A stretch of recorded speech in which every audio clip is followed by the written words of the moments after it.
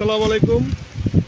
গত কিছুদিন আগে আমি একটি পে স্কেল নিয়ে কথা বলেছিলাম।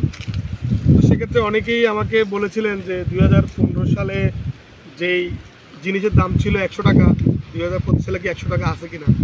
আসলে ব্যাপারটা তা না। পে স্কেল আমি তো কাউকে দিতে মানাও করিনি, কারো বিপক্ষেও ছিলাম না। সরকার একটা পে স্কেল ঘোষণা করেছিল, যেটা হচ্ছে একেবারে ডাবল। এখন আমরা তো বাঙালি, একসাথে যখন ডাবল দেখি তখন চারোদিকে সমালোচনার ঝড় বসে যায়।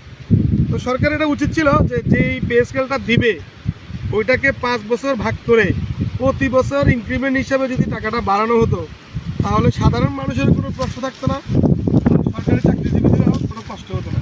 তাহলে হয়তো কি টাকাটা সে ঠিকই পাইতো, হয়তো ধাপে ধাপে পাইতো, তাহলে তার খরচও কম হইতো।